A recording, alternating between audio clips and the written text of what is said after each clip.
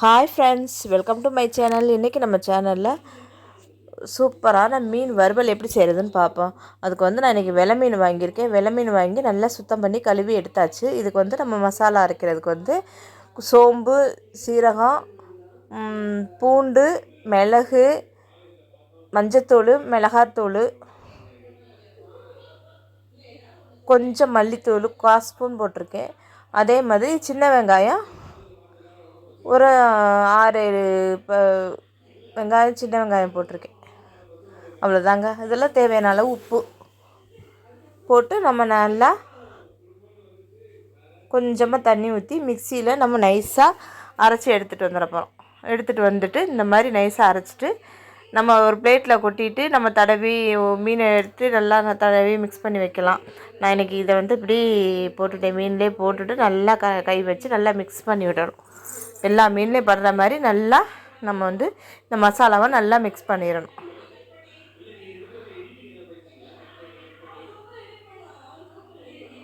பொறுமையாக நம்ம எல்லா இடத்துலையும் படுற மாதிரி போடணும். இது கொஞ்சம் ரொம்ப பெரிய மீன் இல்லை, கொஞ்சம் மீடியமாக தான் இருக்கும் இந்த மீன்.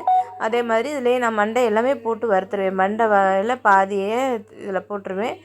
வறுக்கிறதில் போட்டு சாப்பிட நல்லாயிருக்கும். அதேமாதிரி மிச்ச பாதியை நான் குழம்புலையும் போடணும். குழம்புலையும் மண்டை போட்டு மண்டை வால்லாம் போட்டு குழம்பு வச்சா தான் குழம்பு டேஸ்ட்டாக இருக்கும். அதே மாதிரி எல்லா மண்டையும் நம்ம அந்த குழம்புலேயே போட்டோம்னா எல்லோரும் அதை சாப்பிடவும் மாட்டோம் இல்லையா? அதனால் இந்த மாதிரி வறுத்து கொடுத்தோம்னா சாப்பிட நல்லாயிருக்கும். நீங்களும் ட்ரை பண்ணி பாருங்கள். நாங்கள் மண்டையும் சேர்த்து இதில் ஒரு 3 பீஸ் போட்டிருக்கேன்.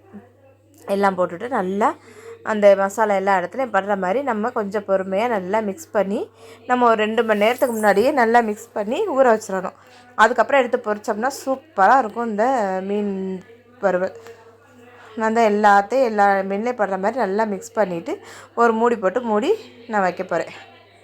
ஒரு 2 மணி நேரம் கழித்து தான் இதை அடுத்து நான் பொரிக்கிறேன். இப்போ 2 மணி நேரம் ஆயிடுச்சு. ஒரு கடாயில் எண்ணெய் ஊற்றிட்டு தேவையான அளவு சின்ன கடாயிலே நான் போட்டு தான் பொரிப்பேன். ரொம்ப எண்ணெய் ஊற்றி ரொம்ப எண்ணெயை வேஸ்ட் பண்ணாமல் போட்டு பொறுமையாக போட்டு ஒரு 5-6 பீஸ் போட்டு பொரித்து எடுத்துக்க போகிறேன். எண்ணெய் காஞ்சதுக்கப்புறம் நம்ம அதில் மீனை போட்டுட்டு அடுப்பை மீடியம் ஃப்ளேமில் வச்சுட்டு ஒரு பக்கம் வெந்ததுக்கப்புறம் மறுபக்கம் திருப்பி விடணும். நான் தோசைக்கல்ல வறுத்ததே இல்லை. இதில் இப்படி தான் எண்ணெய் ஊற்றி தான் நான் வறுத்துருக்கேன்.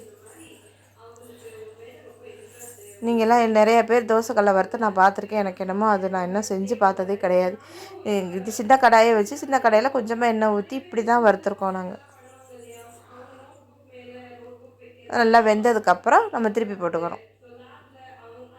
நல்லா எல்லா பக்கம் வெந்ததுக்கப்புறம் எடுத்துக்க வேண்டியது தான். இதில் கண்டிப்பாக மிளகு, சின்ன வெங்காயம் போட்டு செய்யும்போது சூப்பராக இருக்குங்க. நீங்கள் இதே மாதிரி ட்ரை பண்ணி பாருங்கள். ட்ரை பண்ணி பார்த்துட்டு எப்படி இருந்துச்சுன்னு எனக்கு மறக்காமல் கமெண்ட் செக்ஷனில் சொல்லுங்கள். எல்லா மீனையும் வறுத்துட்டு நம்ம பார்ப்போம். மீன் குழம்பு வச்சு மீன் வறுவல் செஞ்சுருக்கேன் இன்றைக்கி. பாருங்கள், எல்லா மீனையும் வறுத்தாச்சு, மண்டையுமே வறுத்தாச்சு. சூப்பராக மொறுமொறுன்னு இருக்கும். இதே மாதிரி செஞ்சு பாருங்கள். தேங்க்யூ. அடுத்த வீடியோவில் சந்திப்போம்.